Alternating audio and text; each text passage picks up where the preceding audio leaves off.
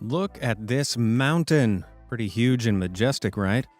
But hang on a second. This isn't a mountain at all. It's a towering pile of trash.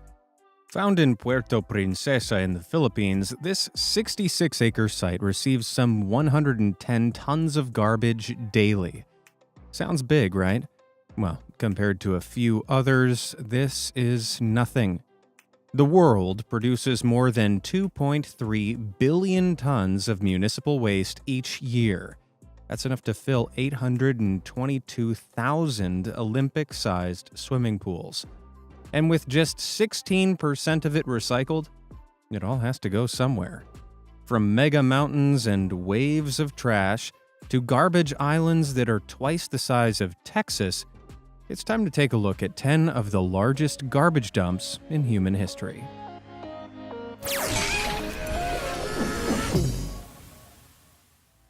Number 10. Deonar Landfill, India. Annually, India generates more than 68 million tons of waste. That's roughly the same weight as 48 million cars. The city of Mumbai alone produces 2.7 million tons of garbage per year. That means the city generates a whopping 7,400 tons of trash every 24 hours. Most of this waste is taken to the Deonar landfill, which stretches across 326 acres of an eastern suburb of Mumbai. The oldest dump in India, Deonar landfill was set up in 1927 and has a daily capacity processing limit of 2,000 tons. But this upper limit is largely ignored, as a massive 5,500 tons of trash are regularly dumped at the site every day. As a result of this chronic overburden, piles of garbage in its vicinity have been stacked up to 114 feet high. That's the same height as a 10-story apartment block, though it's definitely not a place anyone would want to live. But this trash mountain is still growing. Back in 2012, the Municipal Corporation of Greater Mumbai had to seek permission from the Airport Authority of India to increase the height of the dump to 164 feet. That's about the same height as an 18-story building. If it grows much higher, soon planes are going to have to start flying around this garbage mountain. But even then, passengers won't be able to avoid the terrible smell. Although that's not the only thing they'd have to worry about. As it decomposes, trash releases methane, a highly flammable and foul-smelling gas. In 2016, the methane gas leaking off the Deonar open-air landfill ignited, causing a fire so large that NASA's satellites could see its smoke trail from space. But it did little to actually reduce the amount of rubbish at the site. Today, the site holds some 16 million tons of trash. And as this garbage mound is only continuing to grow, one day it could dominate the Mumbai skyline. Now that would make for a really rubbish postcard. Number 9. Apex Regional Landfill, U.S. Every 15.5 hours, Americans throw out enough plastic to fill the largest NFL stadium in the country, the spacious 80,000-seat capacity AT&T Stadium. So it isn't any surprise that the U.S. is home to 3 of the largest dumps in the world, one of which is Apex Regional. From the right angle, it almost looks like a sea of trash, but this is the world's largest landfill site by area, as it occupies 2,200 acres, the equivalent of 1,250 soccer pitches. Located in Nevada, Apex Regional acts as the cleanup station to America's never-ending party town, Las Vegas, which produces more than 5 billion pounds of waste every year. Most of this gets dumped at Apex Landfill, which is delivered at an average of 300 tons per hour. In its heyday, it received 15,000 tons of municipal solid waste daily, though these days 9,000 tons is more typical. And it's this daily total that makes it the largest active landfill in the U.S. by capacity alone, boasting a staggering 50 million tons of trash. But this garbage heap also earns its keep. The nearby Apex Landfill Renewable Energy Generation Facility digs a series of wells into the landfill to extract the methane gas it produces. This flammable gas is used in turbine generators that produce 11 megawatts of electricity, enough to power more than 10,000 homes. Estimated to have a projected lifespan for another 250 years, Apex will be there to clean up the mess for Las Vegas long into the future. I guess what's thrown out in Vegas stays in Vegas. Number 8. Malagrotta, Italy. Boasting a whopping 60 million tons of trash, the title of Europe's biggest landfill rightfully belongs to Malagrotta in Rome, Italy. Now, originally it was an illegal dump site, but the landfill was officially recognized in 1984. After that, 4,500 to 5,000 tons of waste were dumped there daily, and the landfill sprawled to a size of 618 acres. Malagrotta also holds the title for Europe's filthiest landfill, because alongside the 1.3 million tons of solid waste it received each year, it also collected 140 tons of untreated sludge from local sewage plants. And it was this untreated sewage that started to cause terrible environmental damage to Galleria Valley, where the landfill is located. Underground aquifers were polluted, and toxic chemicals such as arsenic, lead, and ammonia leached into the soil. The situation got so bad that in 2013 the landfill was closed due to a European Union lawsuit over the lack of waste treatment. That means the landfill was so filthy it literally became illegal. Mamma mia. With Malagrotta shut down, the nearby city of Rome was left with a serious trash problem. Every year, Rome produces 1.7 million tons of trash. 1.2 million tons gets exported to other provinces, only 40% of which gets recycled. But the other 500,000 tons remains in the streets, which sometimes goes uncollected for weeks. This Italian trash problem has become so bad, the mafia has gotten involved. It may sound like a joke, but since the 1990s, organized crime groups have taken over lucrative waste management contracts, dumping trash in unauthorized fields or illegal landfills. Industrial waste has often been illegally stored or burned, releasing toxins that contaminate the environment. And the mafia isn't the only gang problem Italy's trash has created. The uncollected rubbish has attracted wild boars into the city of Rome foraging for food. Not settling for just scraps, these boars have taken to roaming the streets and cornering people for their groceries. Non ci posso credere. No, povera signora. No, qualcuno dategli una mano, no? Oddio Dio, ecco, sono contenti. Volevano proprio questo. E perciò loro vengono. Guarda lì, non ci credo. Who knew garbage could cause more problems than just a bad stench?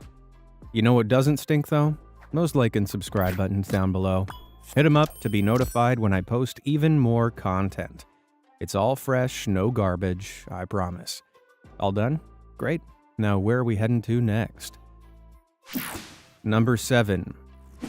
Bordo Poniente, Mexico. Over in Latin America, there's an even bigger 70 million ton trash giant scarring the landscape. Located outside of Mexico City, Bordo Poniente is one of the world's largest open-air landfills, stretching more than 927 acres over the region. That's the same area as 700 football fields. But it didn't always look this way. Bordo Poniente began life as a dry lake bed, which was used to handle the debris from the 1985 Mexico City earthquake. Soon, it became an active landfill, with hundreds of trucks dumping 12,000 tons of trash there daily. In some places, the rubbish lies more than 56 feet deep. That's so deep you could theoretically bury 10 average-sized men stacked head to toe in it. Not sure there'd be many volunteers to test that out, though. At its peak, the immense amount of decaying garbage was estimated to produce over 2 million tons of methane gas every year. While this was initially seen as a potential power source, methane is also a greenhouse gas, responsible for global warming. This meant it was actually a major source of the city's greenhouse gas emissions. Not a good look. So in 2011, Bordo Poniente was closed, with the Mexican city government building plants at its site to convert the organic waste into gas, charcoal, and pellets as a source of green energy. So, somewhere in Mexico City, there's someone charging their phone with the power of garbage. Number 6. Laogang Landfill, China. As of right now, China has a population of 1.4 billion people who generate some 215 million tons of garbage every year. As a result, this country hosts one of the world's biggest waste management sites, Laogang Landfill. It's located on the outskirts of Shanghai, covers an area of 830 acres, and holds more than 75 million tons of garbage. You might have noticed that this is almost 100 acres smaller than the previously mentioned Bordo Poniente, but the rubbish here is piled more than 65 feet high, making it one of the biggest landfills in all of Asia. Every day, around 10,000 tons of waste is dumped at the site. But this is only half of the 26,000 tons generated in Shanghai alone, the rest of which has to be exported to other landfills across the country. Like most large landfills, the methane gas produced by all this trash is collected by a nearby power plant, although this one is able to generate enough energy to power 100,000 homes. But China doesn't just process its own waste. It also used to buy trash from other countries.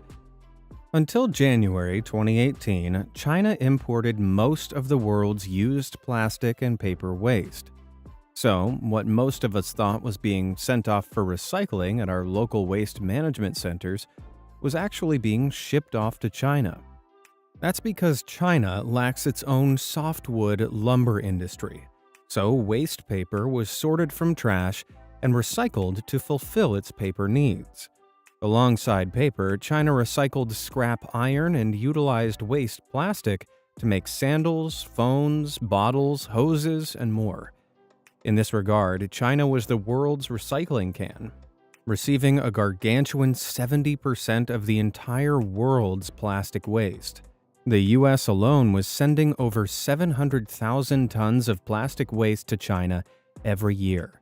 However, in 2017, China began Operation National Sword and declared a series of strict bans on the import of other countries' waste. Overnight, the entire recycling industry was brought to a crippling halt. Western countries, such as the US, Canada, and the UK, didn't possess the infrastructure to sort their recyclable materials from trash. Instead, the hole China left was filled by poorer countries such as Bangladesh, Laos, Ethiopia, and Senegal. These countries offer cheap labor, but with minimal environmental regulation. Definitely something to think about before you buy that next recyclable plastic bottle. Number 5. Puente Hills, US.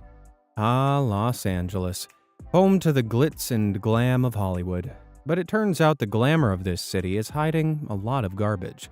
And I'm not just talking about the new Morbius movie. During its 30 years of service, LA's Puente Hills landfill had an army of 1,500 trucks deliver 12,000 tons of municipal solid waste daily from the homes of LA County.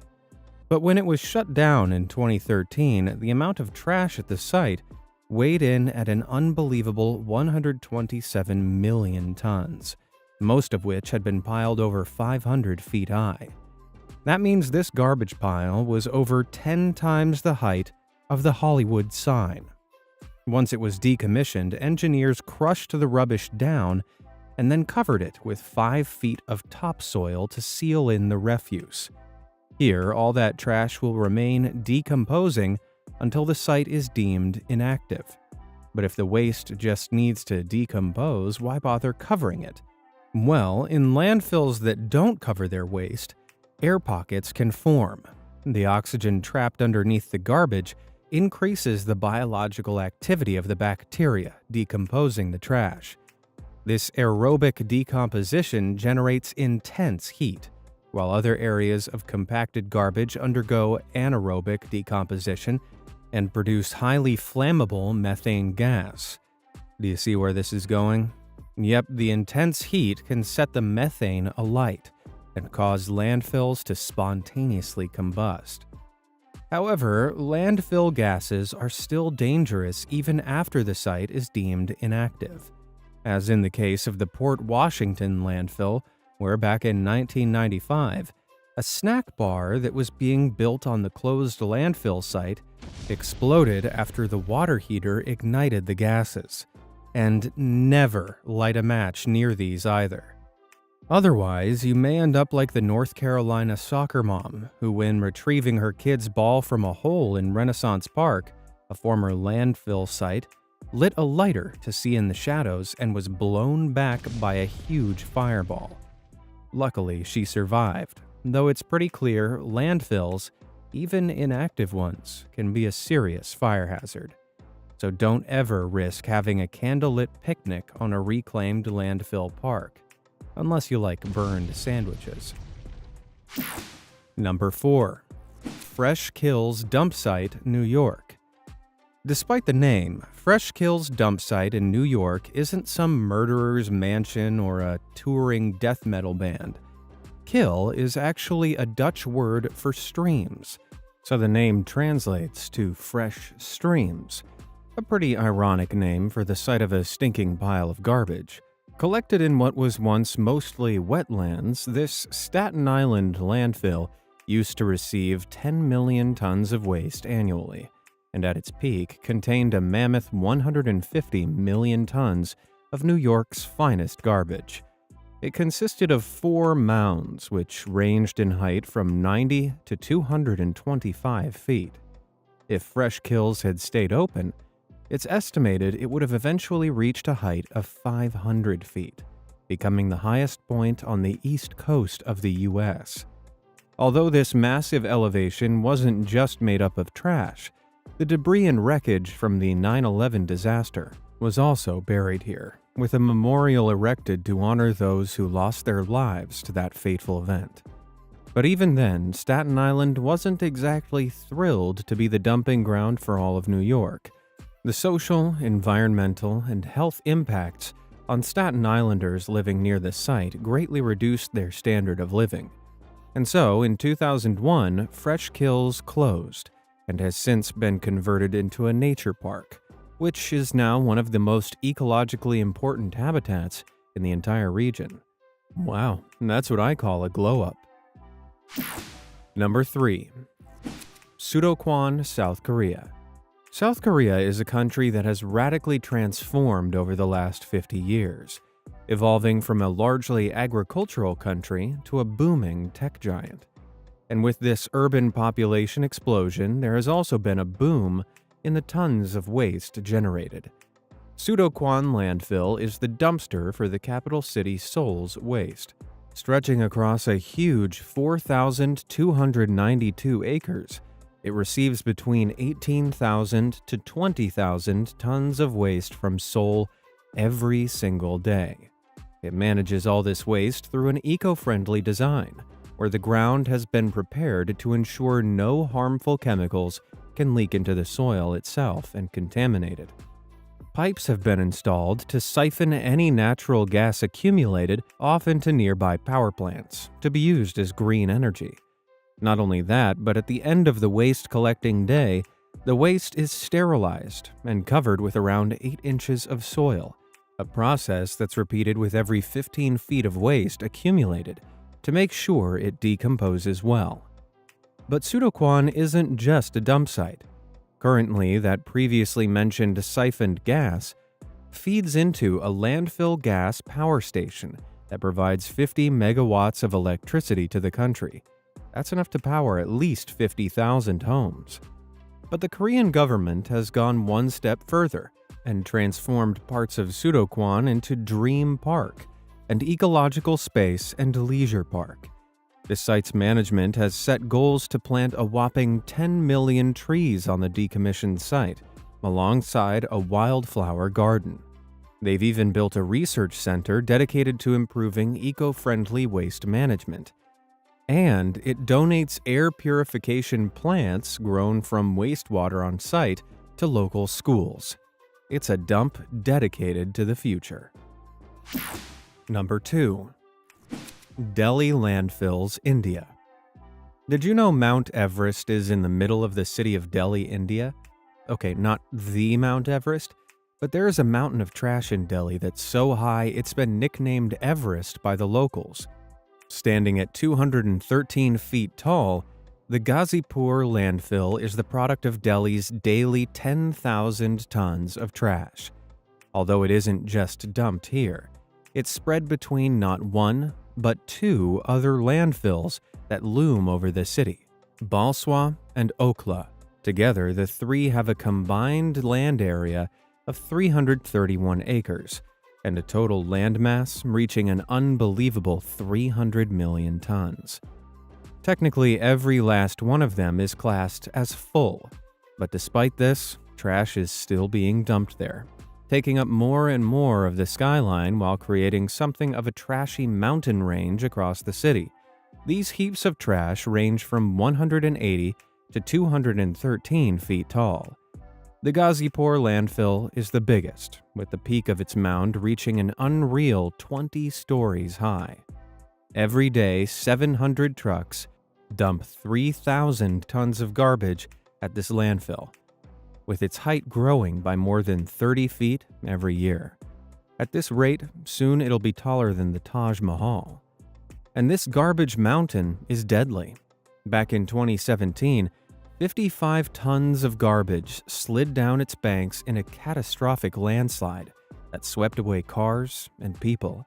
Man, it's not a nice way to go. But it gets worse, because they're open-air mounds of decaying garbage. These trash sites regularly catch fire and release toxic fumes, creating hazardous environments for the locals. To combat the waste issue, the Indian government recently made efforts to reduce the size of these towering trash mountains, and the Okhla landfill was reduced in size from 180 to 124 feet. But Trash Everest, the Ghazipur landfill, only continues to get bigger. And one day, if Delhi keeps going the way it is, it could outgrow the real Everest. Number 1. The Great Pacific Garbage Patch. Did you know that around 9 million tons of trash enter the ocean each year? After hearing that, it might not surprise you to learn that this has resulted in giant islands of trash forming in the oceans. The Great Pacific Garbage Patch is a swirling vortex of trash that stretches some 618,000 square miles across. That's 3 times the size of France. And it contains 1.8 trillion pieces of plastic. So if we do some math, that's roughly 250 pieces of plastic debris for every human in the world. My God. Also known as the Pacific Trash Vortex, this mega garbage patch is actually comprised of 2 islands of trash: the Western Garbage Patch, located near Japan, and the Eastern Garbage Patch, located between the U.S. states of Hawaii and California. And the Great Pacific Garbage Patch isn't the only marine trash vortex, it's just the biggest. The Atlantic and Indian Oceans also have garbage patches, culminating in 5 trash islands in total. These trash islands form due to gyres, which are giant systems of circulating ocean currents. Gyres act like an ocean conveyor belt, circulating water, minerals, and heat around the globe. Plastic pollution in the ocean mainly comes from household and commercial waste, as it is blown from landfill sites entering river and sewer systems that flow out to sea. In other cases, landfill sites border on the edges of the ocean and rubbish landslides crash into the water. The plastic waste is then drawn out by the tide into deep water. Once plastic debris enters a gyre, it's moved along on the current and into the center of the gyre, a slow-moving whirlpool where rubbish is trapped. Here, it gradually amasses into giant garbage islands. The floating plastic degrades under the sun into tinier and tinier pieces, a process known as photodegradation. But as plastic degrades, it leaches out toxic chemicals and absorbs pollutants. These toxic plastic fibers are then eaten by fish and other sea life, wreaking havoc on the ecosystem. Entered into the food chain, they are later consumed by humans, so be careful how much you eat at the sushi bar. Plastic pollution doesn't just gather in the deep ocean, though. It can also come crashing back into land in trash tidal waves. That's exactly what happened back in 2018 in the Dominican Republic, where the usually clear turquoise waters of Santo Domingo were turned into a sea of trash. Over the following weeks, it required more than 500 workers to collect over 65 tons of trash from the water. But it's not just water at sea that can be catastrophically affected by pollution, as the rotten river of Indonesia proves. The Citarum River in West Java is considered the most toxic river in the world. At parts, the water is completely hidden from view, obscured by tons of trash floating on the river's surface.